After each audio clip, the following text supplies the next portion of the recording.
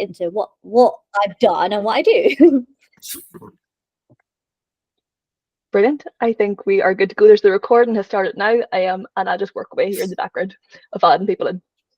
Perfect. Thank you. Hey everyone, my name's Sarina. I'm a pharmacist.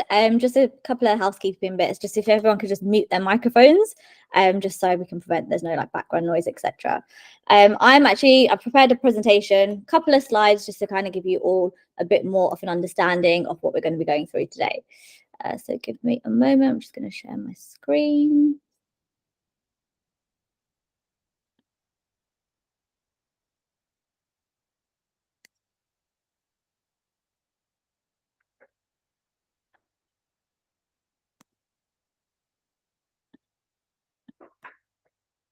Right, can everyone see my screen? Olivia, you might want to be the one just to say yes.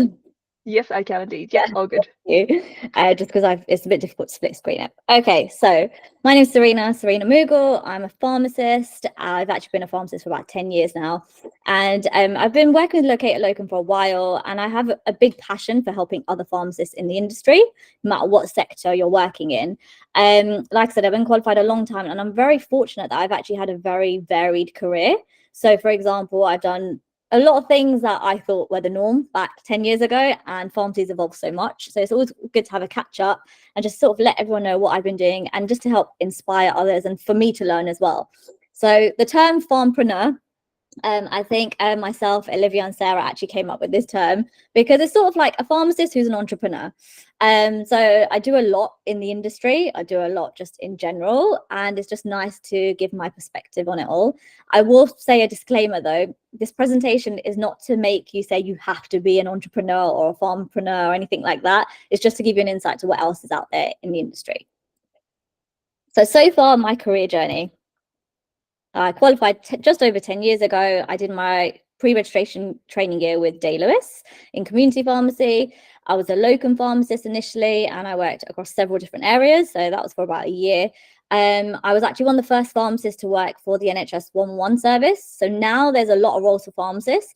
I was the first one in a group of 10.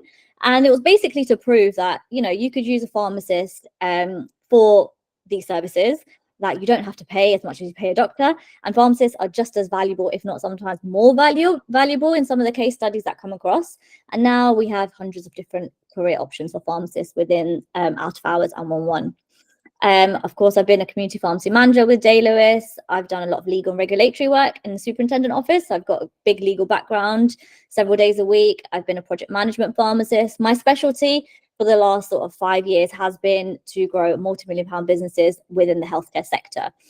Then I've also worked in hospital pharmacy. So again, working on a pilot project with Health Education England to prove that when pharmacists qualify, I actually had a cohort of pharmacists that we would call them, they're going to become super pharmacists. So they would qualify, finish their pre-registration year, and they would actually work on a 3-year program alongside King's College Hospital, where they would do community, GP practice, and hospital pharmacy. And in that time, I would obviously supervise them and their work, as well as they're doing their prescribing course. So it kind of gives you like a crash course into the different sectors. So starting to get a bit more varied with the industries now. At the moment, I am the head pharmacist and pharmacy director for Harrods Pharmacy in Knightsbridge in London, which is very interesting to a lot of people because people don't realise that Harrods actually does have a pharmacy department.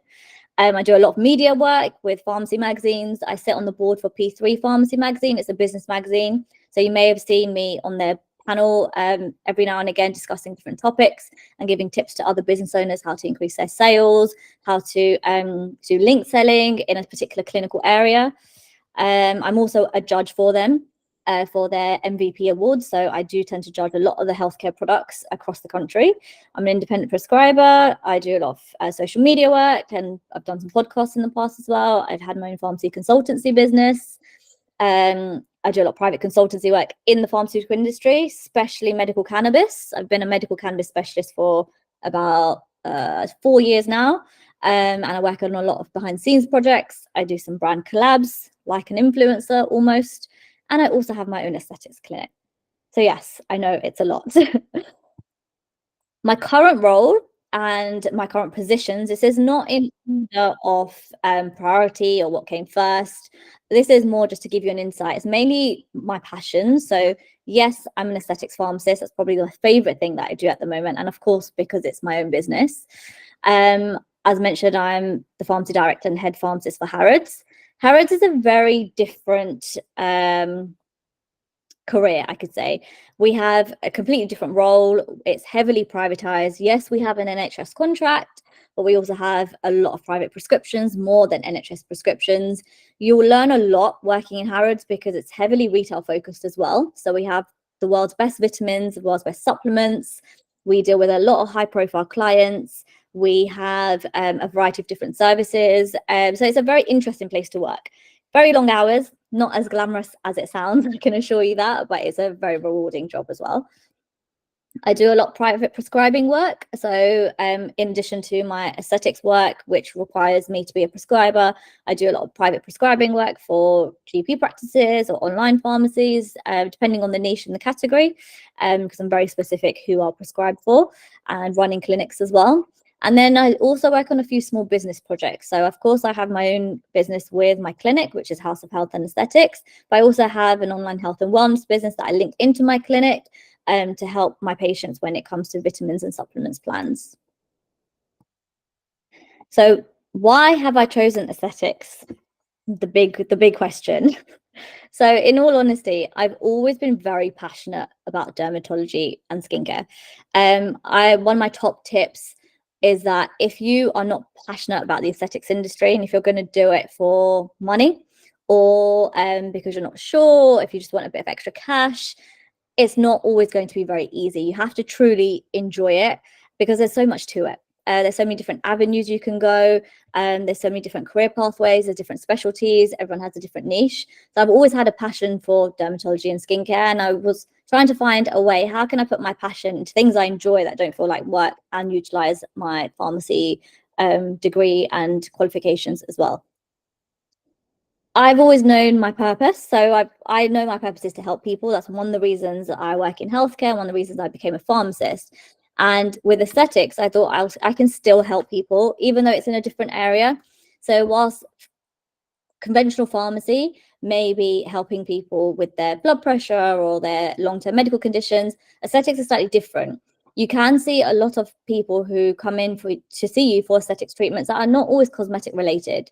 Not sure how much people know about the industry already. There are a lot of patients who come in where they lack confidence. They've had certain accidents, incidents that's affecting their confidence and their day-to-day life. And people do dabble into the aesthetic sector so they can also give patients back some confidence and really help them with their daily life as well. And for some people, yes, it may be cosmetic, of course. They may be a bit concerned about the wrinkles on their forehead, etc. But to others, it can be quite something that would knock their confidence.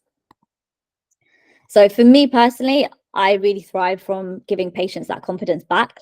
Anything I can do to help. One of the most rewarding things about having a career in aesthetics is when you do your befores and afters, and when you sort of give the patient the mirror and show them what their skin was like before or their treatment before, and just seeing their reaction. So that brings me a lot of happiness. So that's one of the reasons I love doing what I do. It also enables me to be very creative. So prior to pharmacy, even growing up, I've always been very creative. My A-levels, I actually did textiles as one of them alongside all my science subjects. And I can sew, I can design, I'm very into fashion and just artistry. I did art to quite a high level. I love drawing, etc. And a huge part of aesthetics is being artistic, is mixing science and medical procedures with some form of artistry. When you're doing more advanced facial aesthetics, such as like full facial profile balancing, dabbling into filler and looking at symmetry, etc., it does require a lot of artistry. There's so many courses at the moment that focus on facial artistry, and you have to have a sort of eye for this and for the details. I can utilize my skills from my pharmacy qualifications. Of course, being a pharmacist, having some sort of medical background does make your role a bit more reputable. It allows you to go into your facial anatomy a lot. So for example, you may have other people in the aesthetics industry who don't have a medical background. As a professional with a medical background, you understand differently the facial features. You have to learn a lot of anatomy. Even as a pharmacist, there's a lot to learn. And it does help that obviously I am a pharmacist. I know certain like things from my degree and from my previous qualifications, from my prescribing qualifications, and you do get back into sort of dilutions, reconstituting vials, things such as things for botulinum toxin, your saline, etc. So it actually does make a difference. And also your income potential as a business owner will always be unlimited. It doesn't matter what business you have. You could have a business that's not pharmacy related, not aesthetics related, not healthcare related. Anytime you're a business owner, you won't ever have a cap on what you can earn. Of course, there's pros and cons with being employed, self-employed, etc. But one of the reasons that I've always wanted my own business, I've specialized in helping grow multi-million-pound businesses for a long time. It came to the point I thought, well, why can't I do this for myself? So getting started. One thing I will say is the next few slides, we're going to get your notepads ready because there's going to be so much information thrown at you that it won't always be on the slides. So for example, we're discussing several different things within the aesthetics industry and essentially how I've got into everything. So the first thing you need to do is actually ask yourself, why would you like to pursue aesthetics? Is it because you have seen a friend do it? Is it because you believe it'll make you very rich? That's why a lot of people do it. Is it because you genuinely enjoy it? I think with anything you do, you always have to figure out your why. Why are you doing something? One thing I am quite vocal on is making sure if you are doing aesthetics for the wrong reasons, you'll really struggle. You'll really struggle to succeed in it. You'll really struggle to make money. You probably won't enjoy it either. So always ask yourself, why am I doing it? If you're really passionate about dermatology and skincare, because the world of aesthetics is huge, then I'd say, yes, definitely consider going into the aesthetics industry. Are you an independent prescriber? So there's no rule that says you must be an independent prescriber if you are a pharmacist going into aesthetics. Of course, I am, and it actually makes my role and my journey a lot easier. So the reason I say, are you an independent prescriber, is because treatments like Botox or anti-wrinkle injections, so botulinum toxin is actually a prescription-only medicine. Now, in order to actually obtain that, you have to have a prescription. So one of the rules for anti-wrinkle treatments is that you have to have a face-to-face consultation with your patient. Now, if you are not the prescriber, you would have to work very closely with a prescriber, doctor, dentist, etc., who specializes in the aesthetics industry, and they would have to do the face-to-face consultation, and they would have to write the prescription for you in order for you to actually obtain the vial before you even start injecting or thinking of mapping out the patient's facial anatomy. Now, it's still possible to do have an aesthetics career without being a prescriber, but the only difficulty with that is that you will have to pay a prescriber to do that consultation and to write that prescription. And essentially that does just cut into your profit margin. So it makes it a little bit more difficult. Not impossible, but a bit more difficult. And especially if you're looking to do aesthetics and have your own business and your own clinic, ideally you want to keep as much as the money as you can. The more you have to keep paying a prescriber for things like your prescriptions, it's going to cut into your profit margin, etc., and you're just going to be making less. Shadow some colleagues in the workspace. So at the moment, there are hundreds and hundreds of pharmacists in the aesthetics industry. I'm very lucky to be part of some amazing support groups and communities. And it's nice to see like pharmacists trying to, be a bit more united and stick together, because historically I found throughout the last decade of being a pharmacist, our profession is not always the most united. I find sometimes doctors and dentists and nurses have a lot more community support groups than pharmacists, but it's nice to see that now we're becoming more united as a profession. And luckily in the aesthetics space, I know so many pharmacists who are doing the same things as me, who've been doing it a long time more than me, who I can go to for advice. So there's always good community support groups. And shadowing colleagues will actually help you get an understanding of what is it exactly that they do. The term aesthetics itself is so broad, some people don't realize the treatments you're actually offering. So I think always shadowing some colleagues who are happy to let you come in and watch is always a good place to start. It is facial aesthetics, so it is a lot of injectables, it's non-surgical aesthetics. However, so you do need to be comfortable with needles. So always watching and getting an insight is always very helpful. Now, finding a mentor. This is probably one of the most important things. I'm very lucky. I've got an amazing mentor. He's actually trained me. I've used the same training academy from the beginning. I've been in the aesthetics sector just over 2 years now. And I know I can call him for anything, any time of day or night, even if I'm panicking about a patient, a treatment, etc. Having a mentor in this space is so important, because sometimes the aesthetics industry is so broad that you just don't know where to begin. Sometimes there's so many different treatments available. There's not always, in the UK, it's one of the most unregulated industries. Anywhere else in the world has quite strict aesthetics procedures, whereas the UK is quite unregulated. So in an industry that's everyone's doing whatever they like, it's always good to have some kind of mentor, because it can get overwhelming, it can get quite scary. Training academies. Now, there are hundreds of training academies out there. And when I first started, when I first heard about the aesthetics industry, there weren't many. There weren't many that were reputable. And I'll come back to training academies a bit later on, but make sure you always find one that is reputable, that has good reviews, that someone else has used before. Ideally, like I said, the aesthetics industry is very unregulated. And the purpose of this presentation and this community meetup is not to say that, you know, pharmacists are the best at aesthetics. That's not the case. You get some great aesthetic practitioners who are doctors, dentists, nurses, paramedics, the list goes on now, optometrists, and even non-medics. There is a constant argument between professionals with a medical background and professionals who don't, so such as beauticians, beauty therapists, etc. The truth is, this presentation is not to say, you know, beauticians are bad at doing aesthetics. That is not the case. There are some fantastic non-medical aesthetic practitioners out there who are even better than me, and I come from a medical background. The only thing I'd say for the purpose of this is because the government regulations are changing a lot. There is quite a divide at the moment between medics and non-medics. So ideally, this is just my professional opinion, find a training academy that is run by medical professionals, and also one that only takes on medical professionals, because I find they teach you in a little bit of a different way. Furthermore, the training academy I used, we were actually taught by a pharmacist and a doctor and a dentist. So it gave us a different insight into all the different career backgrounds.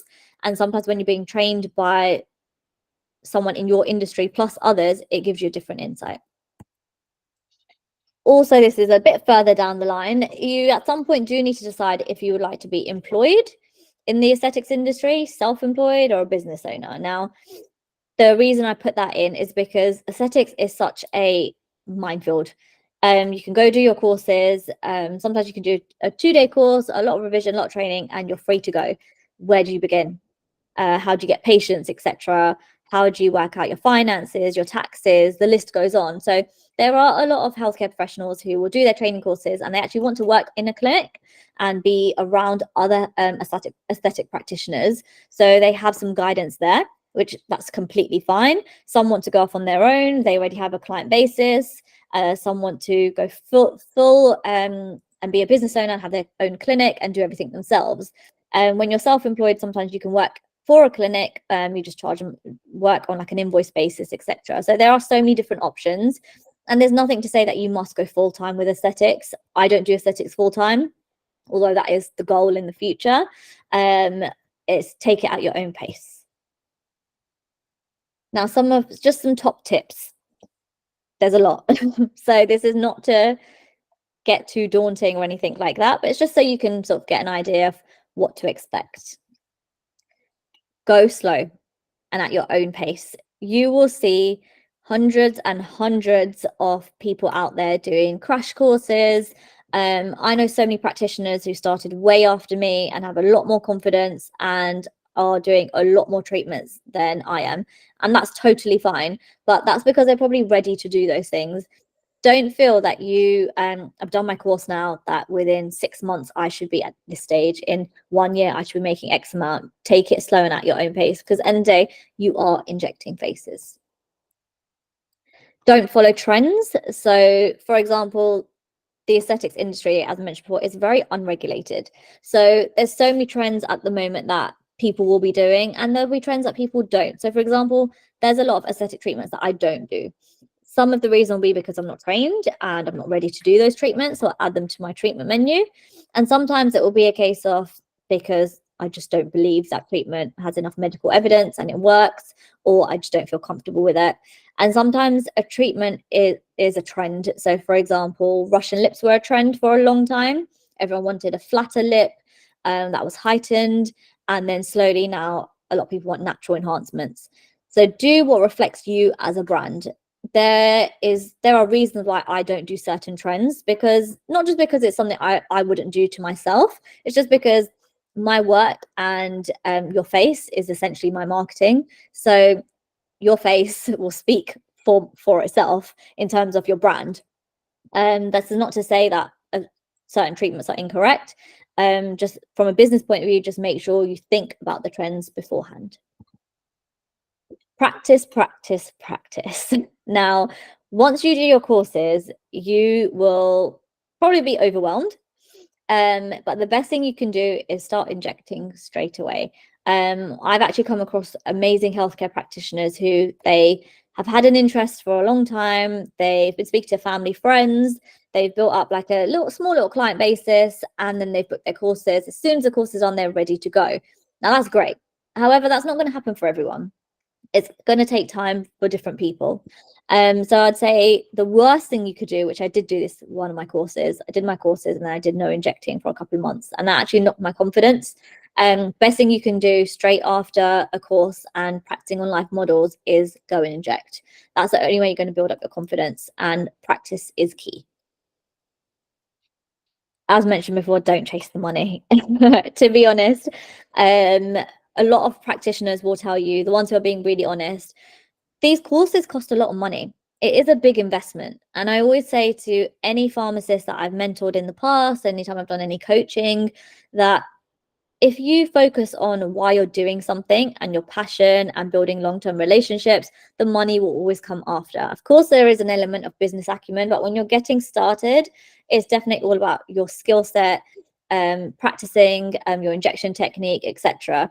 If you're going into this space for the money, you're not going to see the money very quickly. We often get taught on these training courses, because there's always like a small business element to them as well, that if you are hoping to become super rich straight after your first aesthetics course, it's probably not going to happen, because there's so much people don't realize and take into consideration that costs a lot. So the courses itself cost a lot of money, but then you have your insurance as well. You wouldn't start injecting or practicing without valid insurance. You need to be covered, your consumables, your equipment, if you're renting a room, if you're renting a space, if you've got a commission split. There's so many things that come into it that you probably won't make a return on your investment straight away. The saying is, for around the first year, you won't see a huge financial gain. You'll make some money, of course, and just do things slowly. But then having said that, there are some practitioners I know who have gone full steam, really pushed it, given it their all, promoted themselves, marketed themselves on several different media formats, and they have actually, in a short amount of time, been able to pursue it full time, because that's what they want to do and that's their passion. So it's all down to you and your individual circumstances, but don't do it for the money straight away, because you're not going to make a huge amount straight away. Obviously, believe in your skill set. There are a lot of aesthetic clinics out now, run by several different types of people, different types of healthcare professionals, different types of non-medical professionals as well. And there's often a saying that I personally believe that sets us apart as a healthcare professional compared to a non-healthcare professional, is that you pay for the skill, you don't pay for the mill. So in your practice, you'll come across several different patients who will say, oh, if you're only doing half a mil in my lips, can you use the other half a mil for my friend? Because it could come in a 1 ml syringe. Remember, that patient is not paying for how much volume of a product you're using. They're paying for your years and years of skills. We are pharmacists. It's not easy to qualify as a pharmacist. You spend 4 to 5 years at university, then you come out and do your pre-registration training for another year. It's a lot. Constantly updating our skills, constantly doing new services, etc. And then now you've gone and done your aesthetics courses, which aren't cheap and require a lot of revision. Mine wasn't simply just go on a course for 2 days. There was a lot of pre-reading beforehand, and even afterwards you can feel very overwhelmed because there's so much information. So patients are not just paying for the meals and the product, they're actually paying for all your qualifications, all your time, your insurance, everything. Learn a technique and master it. So often some people can be very, very confident and they can go and do a big crash course and do their courses really quickly and go and inject everything.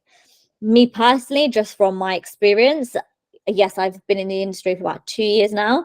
I will only move on to a new treatment once I am confident. Even if I'm trained in that treatment, I will not add it to my treatment menu until I'm confident, because it's just not fair to a patient. So for me personally, I've done my courses slowly, learned a technique, mastered it, get really confident, and then you can start dabbling with different doses and dilutions and learning a bit more artistry. So there's no rush. Always, like I said, like the first point says, go slow and at your own pace. Avoid crash courses, as I mentioned, because sometimes it's a bit concerning how much can you actually learn in a 1 week aesthetic course. How much information are you going to retain? How much knowledge are you going to remember? How much are you going to actually be practicing on live models as well? Make sure you check your training academy. Do they offer live models? Are you going to be injecting on a dummy, etc.? I've said this probably a million times, get a mentor. That's probably the best thing you can do, because there'll be times you will be overthinking it. How many units of Botox did I put in the glabella? How many did I put here? Did I do my injection technique correct? Did I inject at the correct degree? Did I do 45-degree angle? Did I do 90-degree angle? And sometimes, especially if you're on your own, it's really nice to have a mentor available who you can just drop a quick text or a WhatsApp to and say, I've often done this a million times. Hi, I'm freaking out. I did this, I did that. This is my befores. This is what happened, etc. Did I do the right thing? And sometimes you just need someone to reassure you. Join a lot of support groups. As mentioned, I'm part of a lot of really good support groups. I'm part of one actually that's specifically for pharmacists in aesthetics. So that it's kind of like a nice little community, that's the word. So we help each other out. Often there's lots of clinical questions, how to do new techniques. There's so many pharmacists in the group. There's over 100 now, and it's amazing because you get to listen to other people's experiences, and also just market research. The amount of times I've dropped a message in that group for the most random thing related to aesthetics, with something like, guys, does anyone know a good branding specialist for my website, or for photo shoots, things like that. So it's always good to work together and collaborate. And it doesn't stop at pharmacy school. You'll always be doing further reading, further research, get some shadowing practice in as well. It's not going to stop. You will need to know your anatomy inside out, your arteries, what blood supply goes to what area, etc. So essentially, it's not something that I'd say, oh, if you get a bit bored of community hospital, wherever you're working at the moment, go do aesthetics and you'll be fine. Go do aesthetics. If you're really passionate, you will be fine, because you'll learn a whole new skill set. You will have hundreds of people around you to support you, etc. But just understand, it doesn't just stop after your courses. It's continuous learning, just like any other medical profession. Okay, services. So the services available in the aesthetic space are huge. They're very, very different. I'm going to just show you guys my old treatment menu. This is not my current price list or my current treatment menu, because it's been updated. This was a long time ago, but it's just to give you an insight to the kind of services that I provide. And there's a lot of things you'll notice on here that I don't do. Again, this is an old menu, but then also we'll go through some of the other aesthetic services available. So my clinic is called House of Health and Aesthetics. Obviously, this is my branding. I've designed this myself alongside a graphic specialist. Now, the image on the right is my old treatment menu. So it just sort of tells you the consultations, whether it's half an hour, 1 hour, you know, what it involves. I'm quite big on anti-wrinkle and skin. So what my specialty is, not necessarily changing so many facial features. This is an old menu, so there's no dermal filler on here, but my new menu does have dermal filler on there. So lips, cheeks, nasolabial folds, etc. But this is just to give you an example that I love anti-wrinkle and freshening the skin. I want my patients to still look like themselves, just fresher and more awake, you could say. I'm not here to do huge facial changes and structural changes. So I like to reflect that in my menu as well. When it comes to branding, it was a case of deciding what sort of reflects you as a person. There's no wrong or right way to do your branding. It's a personal brand. I also have a skin analysis machine because that is something I'm very passionate about. So there's so many extra things you can invest in. So if you just look at the consultation, my treatment menu, under the 1 hour consultation, it actually includes a consultation for any aesthetics treatments that the patient would like. Full skin analysis. So the machine I have actually looks at layers and layers of your skin underneath compared to what you will not be able to see in a mirror. So it will tell me your oil production, any congestion, any pores, your pigmentation, sun damage, areas of your skin that are dehydrated. And from that, it's under like a special light. From that, we can make your bespoke skincare plan. So one of the things I do a lot of is patients will come in just because they want to have a chat and they want a consultation. I will do a full consultation, and sometimes I'll just write a bespoke skincare plan. And I'm quite passionate about making sure a patient is on a strong skincare plan for at least 8 to 12 weeks before any invasive treatments occur, such as microneedling or peels, etc. Peels are a really good starter into the skincare journey. But putting patients on a bespoke plan that's tailored for them, you're more likely to develop a healthy skin barrier. So then when you're doing more invasive treatments, the patient's able to tolerate it a bit better. Obviously, there's a lot of treatments. This is an old menu. Even my new one, there's a lot of treatments I don't do just because it's not an area of interest to me. So for example, yes, I might do vitamin intramuscular injections. I don't actually do IV drips at the moment. Reason being for that is some have different amounts of evidence if they work, if they don't work, but also that requires a whole new realm of registration. So for example, in order to do IV drips, you have to be CQC registered. That dabbles into a whole nother area and a whole nother industry. Where I work, I'm not CQC registered. Pharmacists don't need to be, but for certain treatments and certain treatment of disease, you do need to be CQC registered. Also, it's not an area I'm looking to dabble into at the moment. There are some treatments such as PRP for hair, which is great, that I don't do yet. So of course, I will always be looking to expand my treatment menu. This is not going to be the one that I'll keep from the beginning all the way to the end. It will always be updated, but I'll always be doing it at my own pace. So I've sort of created a mini checklist. This is a very mini checklist. Don't get overwhelmed because it does look like a lot. But of course, if ever you need any assistance after, we can always create you a proper one. But just to give you an idea, just to get started, there's so many different things.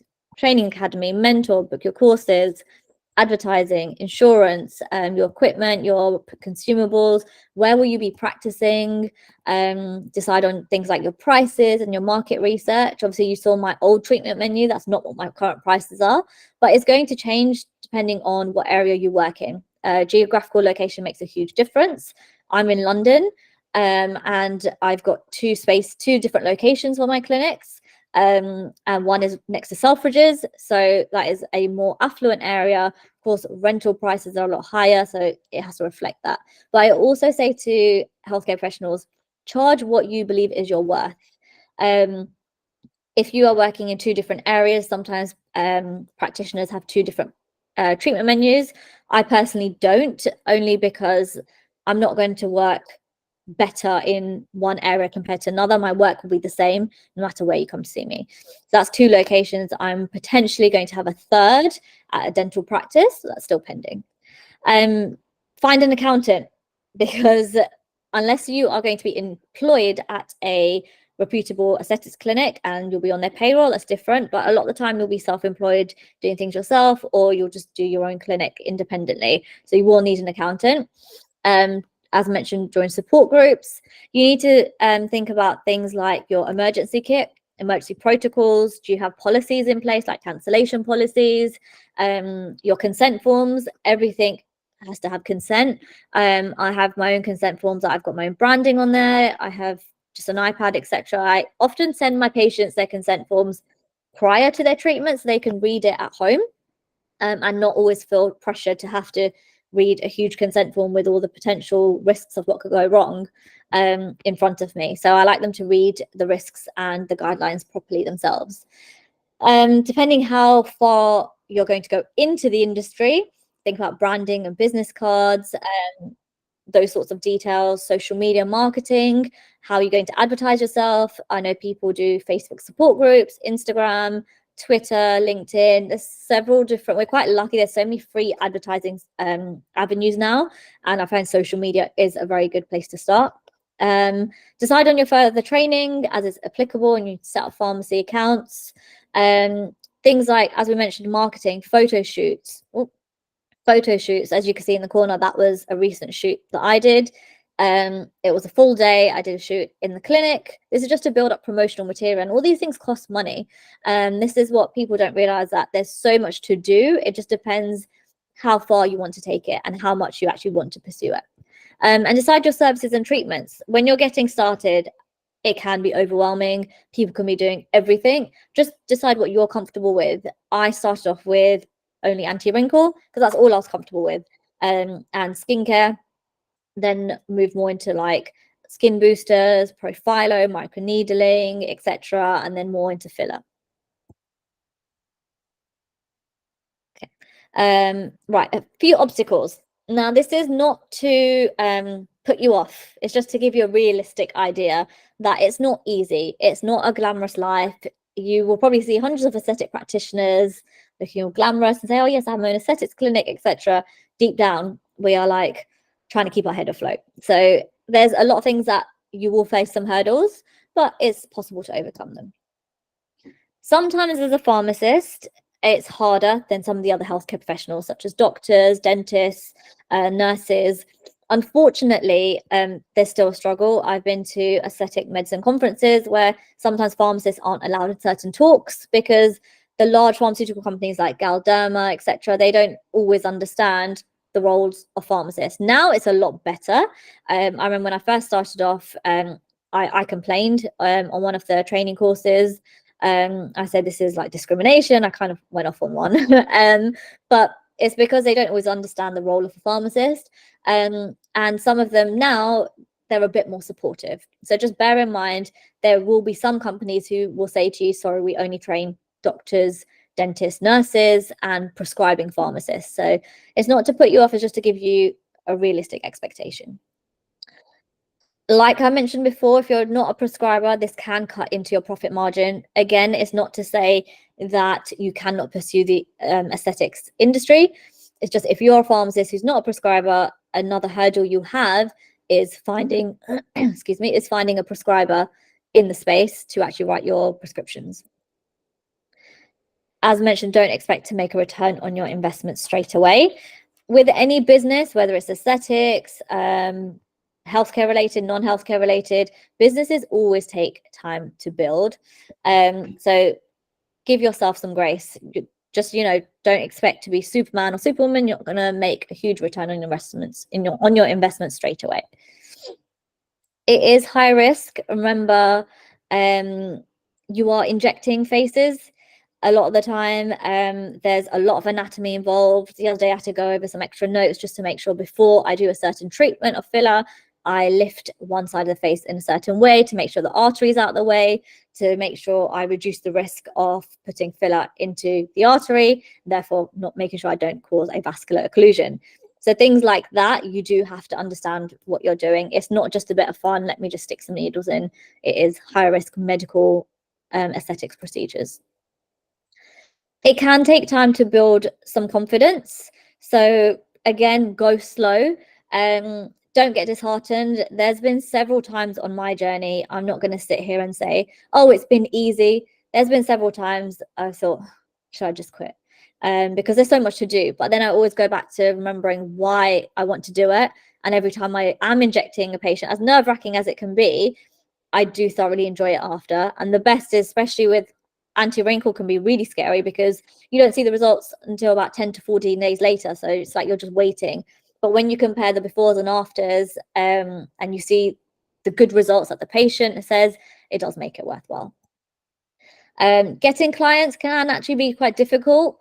Not everyone has a huge network of people they know. Not everyone has a huge social media following. Not everyone is like an influencer, etc. Not everyone is always in the aesthetic space. Sometimes you would start completely from scratch, and that's okay. But just understand it can be a slow process, and just throughout the year, there are different times of the year that it can take a long time. So, for example, some times of the year, aesthetics is a bit quiet. Cost of living crisis at the moment, etc. Remember, not everyone is going to want to, get their lips done or get their anti-wrinkle treatments done, etc. So it can take time, but as I always say, people sometimes think, oh, the aesthetics industry is too saturated. My motto usually is, if you're good at something and passionate, you will succeed at it. If you think about it, there's a coffee shop in every corner. When you go down the high street, those coffee shops are still open. And the same thing I'll say with clinics. If you are good at what you do, if you provide a good customer service, make your patients feel comfortable, you're trustworthy, you will get clients. Often you are a one-man band. So, for example, I'm injector, I'm receptionist, I'm booking person, I'm social media person. My Instagram for my clinic page, in all honesty, is awful at the moment because there's hardly any posts on there. But I've got so much content sitting there in my phone, it's just find the time to post it. You're the marketing person, you're the business person, you're doing a lot on your own. So it can often be difficult, but that's the reality. Now, training academies. The training academy I actually used was Derma Medical, and the reason I want to talk about them today is because I had a very good experience. So, as mentioned before, always find a reputable training academy, one that's ideally medic driven. Derma Medical, that's who I used 2 years ago, and that's the only academy I've used all throughout. And I will always be booking more courses with them because I've never had a bad experience. Even if, for example, they have a cancellation or anything like that, they're usually very good at communicating things. So I've never had a bad experience with them. I always say they're very supportive of pharmacists as well. And even if you don't use someone like Derma Medical and you use a different training academy, just make sure they are accessible after. I understand some academies, for pharmacists especially, they will only take on pharmacists who are prescribers. And some are happy to take on pharmacists for training, even if you're not a prescriber. I've put just some examples of some of the services they offer. I'll play some quick videos. That although you do your training courses live, you have all your materials, even after, you can actually sign up to something called their Derma Hub, which is like a special login you have. Obviously, it's an extra fee, like a membership for the year or the month, etc., where you can actually go back and watch some of the live injecting. So, for example, on your right-hand side here, this is just like a screen grab off the actual Derma Hub. It will tell you to have so many different videos in case you forget something. So it's really good. You could have done your courses and then forgotten how a certain injection technique, and you can actually go back and watch it. Even with this one, this is an example of a patient having 3 areas of botulinum toxin and a brow lift. And you can kind of just So this is Susie, see exactly and what today it's like. we are going to be doing 4 areas of Botox. Okay. Okay, so I've actually been very lucky enough that Derma Medical have actually given some discount for everyone on the Locum meetup today. So for all pharmacists that are registered on this webinar in particular, they're happy to offer a discount. What you will receive is there's a special code. You get 10% off your courses that are booked. You also get a free business booster course. There's an extra free day of learning from the CEO themselves. I know the CEO, he's fantastic. Some of the techniques and injection techniques he's come up with are really good. His whole team of trainers are brilliant as well. And that's worth £400 in itself. And it gives you 3 months access to the Derma Hub as well. So the videos that I just showed you, you'll have access to all of those for 3 months free of charge. There are so many offers on at the moment. I think Derma Medical already have an offer on for May where you get 10% off. But with this code, with the offer they have on at the moment, that's just 10% off the courses. You don't get the business booster course and the access to Derma Hub. Use this code. I've double checked today, it does work. The code is fully active, so you guys should be fine doing that. If you need any further support, always you can drop me an email. I can put you in touch with the correct people, or if you have any issues, technical issues with the academy or the codes. And that's it. So those are my details on how you can get in touch. Obviously different mediums. I'm on LinkedIn, Instagram. You can drop me an email if there's any clinic inquiries, particularly directly for the clinic. You can email the clinic, and as well as the clinic's Instagram handle. And that's it. I'm going to stop sharing this now. Thank you so much, Sarina. That was absolutely incredible. And I actually think the pay for the skill, not mill, is another one of your phrases that needs to be trademarked, because I wrote it down. I thought it was That's not brilliant. my phrase. I can't take credit for that. That's a common aesthetic phrase that travels around everywhere. That's a good one. That's a good one. So it is. Thank you. That was absolutely brilliant. And we've already got some questions coming into our little chat box. So what do we have here? So Janita has asked, how or where do you learn about all of the business aspects of running a clinic? And also, how did you get into your consulting? Okay, so let me do the consulting question first. Mhm. So obviously I've been a pharmacist for 10 years now, and because I've specialized in so many different areas, and the truth is I always throw myself out, take myself out of the box. So I've specialized in certain areas such as medical cannabis, for example, education and training. So I've just been that person who's basically realized, okay, I've been qualified for X amount of time. I'm a specialist in this field. I've done this particular role or specialty for a number of years for a company. Why can't I do it for myself? And that's how you become a consultant. It's often there's a misconception that a lot of newly qualified pharmacists say, as soon as they're qualified, I want to be a consultant, but you can't. You have to have your basic and your foundation skills first. I always say to pharmacists that when you first qualify, get all your foundation skills done, your community, your hospital, your GP practice, your prescribing, especially at the moment, pharmacists are going to come out of university in the next few years already prescribers. So find exactly what you want to do and what you enjoy before you specialize. And even with doctors, before you specialize, you have to do all the basics before you choose your area. The next question was the business aspect of aesthetics. How did I learn it? I'm still learning. That's the truth. There's still days where, for example, today it was my day off from Harrods. I ran into Harrods from Essex to Knightsbridge for a finance meeting because that's what I have to do. Ran back home in time for this event in the morning, making sure I'm sending emails to patients ready for their appointments for next week. So there's not one specific place I learned it. I learned it mainly from having a mentor and understanding how other pharmacists are doing it who have a lot more experience than me. One of the things that are available now, so if you were to join the Derma Medical course, they actually have a business course free of charge with that code. So I would fully take advantage of that and join support groups as well. I'm not going to sit here and say, oh, to have an aesthetics clinic, you have to go and do an MBA and be an expert in business. You don't. A lot of things in business just come with practice and experience. You're not going to know everything straight away, and don't overthink it. A lot of the time when people are like, oh, I have to do everything perfectly, because I was this person as well. Oh, I can't do aesthetics until I have a website or a booking link. I have a website domain. I don't even have a fully running website. There's nothing that you can see right now, but I'm still practicing and having my clinic, etc. It's just there's a lot of things happening in the background. I've rebranded so many things, but that hasn't stopped me injecting, because I thought if I wait to do everything perfectly, I'm just never going to start. Yeah, brilliant. Thank you.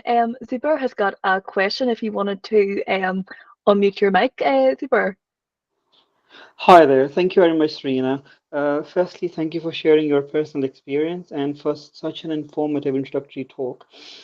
Just want some brief on your journey when it came to getting clients, because it must have been difficult. So how did you manage? I mean, congrats on coming such far from where you started. Well done on that. But how did you overcome the fact, when a person is starting from one or two, and coming to the point of having your own clinic? To be honest, I'm still finding new clients. So when I first started, it was a case of I knew I'd always wanted to do aesthetics for a long time. So I think I kept talking about it a lot. And then slowly you get friends, family. I'm like, oh, can I practice on your forehead, etc. But in all honesty, I do have quite a good Instagram following. And again, this was very calculated. I started my Instagram, the Classy Chemist page. I started it back in 2019. I knew I wanted to do aesthetics like 2017, 2018, but I never did my courses. I never actually dabbled into it purely because of confidence and because I was doing so many other career things until 2 years ago. But when I started that page, I knew if I grow this page, it was mainly for networking with other healthcare professionals and just to talk to other pharmacists about what I do.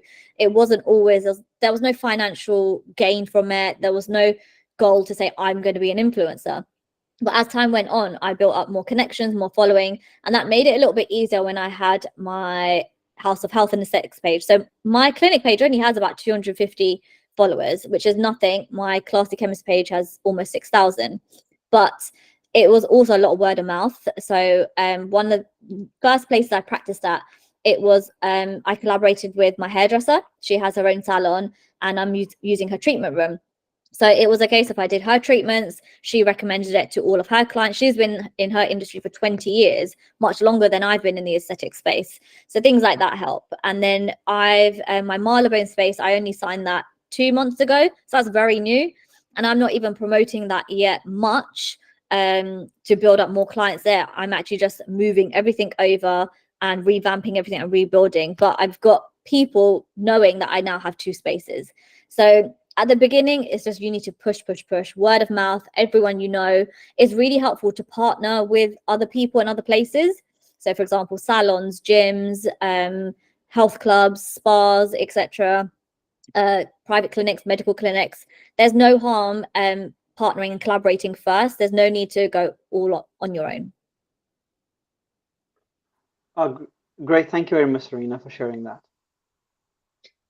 Thank you, Zubair. So we have another question here, Sarina. So this was covered at the beginning of the event, but for people who may have missed the beginning, can you talk about, Locum has talked about, do you need to be an independent prescriber too? So can you just maybe touch upon that again, please? So throughout the presentation, we dabbled on this quite a bit. You don't need to. So it's not a like legal requirement or something that you have to do, but I'd always recommend it. Also, some training academies only take on pharmacists who are independent prescribers. Now, the reason I actually did my prescribing course way before I did my aesthetics courses, 1, because I knew I wanted to do a prescribing course, and 2, I knew that it would make my aesthetics career and life a lot easier. Now, if you are not an IP and you're in the aesthetic space, fine, not a problem. But from a financial point of view, you will have to find a prescriber because treatments such as botulinum toxin are prescription-only drugs. You have to have a prescription written for Botox before you can even administer it. Now, if you're not an IP, so I do my patients face-to-face consultation myself, I do the prescribing myself, etc., and the injecting. Whereas if I wasn't an IP, I'd actually have to pay a doctor or a dentist or a prescriber for that prescription. Then obviously you pay for the actual vial, etc., as well, and that can just cut into your profit margin. So essentially you make a bit less money. So that's why I would always recommend you to be an IP. Again, it's not, a dire need, but it will be very, very beneficial for you. Brilliant. That's great. Tushar, would you like to join? You've raised your hand.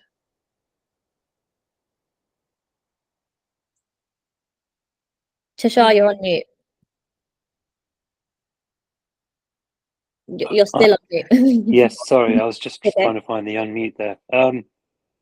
So this is probably something that will be covered in the training courses at some stage, but so after you've written a prescription for your Botox or whatever, what is the procurement like? Like, do you just order it through the normal pharmacy suppliers, or is there like special suppliers that you go to? Like, and then how long do these products last? It's completely different. So for example, with things like dermal filler, botulinum toxin, Botox, Bocature, all these different things, you have special aesthetics pharmacies. So you have to, one of the things on my checklist was set up pharmacy accounts. So you can't, so if I were to write you a prescription today, you can't take that prescription to your local Boots or your community pharmacy because they can't order it in. So you have accounts with these pharmacies. Now, I have accounts set up with several special aesthetics pharmacies. They're all regulated, of course, etc. And there's a digital platform. So let's pretend you're my patient. You come into my clinic, I do a full assessment, say, yeah, you're eligible for this treatment, etc. I will write a prescription on their platform. You have a special digital PIN, and they go through all your security procedures, your insurance, etc. They will verify your prescription to make sure you're actually a prescriber. Then they will dispense it and post it out to you. So the product does not go to the patient. Some practitioners I know, they work in a clinic, they write the script by hand, give it to the patient, say, go across the road to the pharmacy opposite because it's a special aesthetic pharmacy, and bring me the product back. I don't do that because they could just go anywhere with that Botox or try to play around with it themselves. So I have it posted to me. With pharmacists, it's a bit different. So doctors, dentists, if you have your own like dental practice, you can actually hold stock. With pharmacists, you can't do that. We're not allowed to just hold stock. We have to see the patient, write the prescription, do the consultation, get the product in, then you inject it for the patient. So there's a whole audit trail. Now, in terms of, one of your questions was, how long do the products last? Do you mean in terms of like the expiry date, shelf life, or the prescription? Shelf life. Shelf life. So that varies. It's not a special item. It's just a POM. They all have expiry dates. So for example, most of my Botox, even when I'm doing my consent forms, I will actually write the batch number, the lot number, the expiry date. They have very long expiry dates. One thing you should note is that some forms of botulinum toxin, like Botox, the actual brand Botox, needs to be refrigerated. When you reconstitute a vial, sometimes it has to be refrigerated. It only lasts a certain amount of time. So when you reconstitute a vial of most anti-wrinkle injections, they only last 2 weeks. So you can basically use the product on the patient. You're not going to use the whole vial sometimes. Refrigerate it, and I always do a review in 2 weeks. I'm very strict with my reviews. And if they need a top up, I can use the rest of it if it is still within date. But if it's not been reconstituted, it usually just has an expiry date. Okay. So one more thing I just want to touch on there that you said. So doctors and dentists can store their own products within their own clinics or facilities. So pharmacies are not able to do that then. So let's go on the assumption. Pharmacies or pharmacists? Pharmacists, actually. So if I didn't have my own dedicated pharmacy premises, am I not allowed to hold stock then? Is that what it is? Ideally, no. Okay. You're not allowed to. So for example, you write one prescription per patient. So that patient, you do your consultation, that patient may need, from your assessment, they may need 100 units or whatever you're treating, then you'll order 2 vials. And that's what they send you. A lot of the time, if you have your regular patient, so what I tend to do is, I know my patient's coming in, you can sometimes actually, because that prescription is valid for 6 months. So what I tend to do is, if I know it's my regular patient and upper forehead Botox only lasts between 3 to 4 months. So I'd work well in advance. So for example, let's say patient A, I'm seeing them today, I write their prescription, etc. I will order a prescription for them ready for their treatment in 3 months' time. Okay. Cool. But we won't always dispense it. Does that make sense? So on the prescription, etc., and then you order it through the pharmacy. If you are a pharmacy, it's a bit different, and you're CQC registered, then there's different rules and regulations about holding stock. But if you're just someone independent like myself or just starting out, you can't actually hold stock. Okay, cool. Thank you. You're welcome. Great. And I think we'll just wrap up on this fantastic question from Lena. And Lena's asking, what is the best way to get a mentor/network with possible mentors?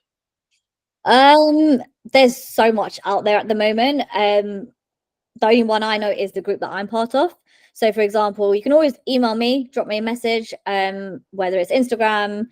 I tend to reply more on Instagram and emails more than LinkedIn, because I don't check my LinkedIn up that often.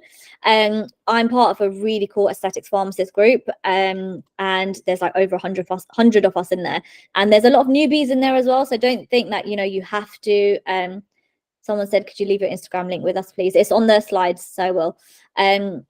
When it comes to all these support groups, you don't have to have been practicing. Sometimes if people are just new to aesthetics, they want to dabble in, you can still join a support group.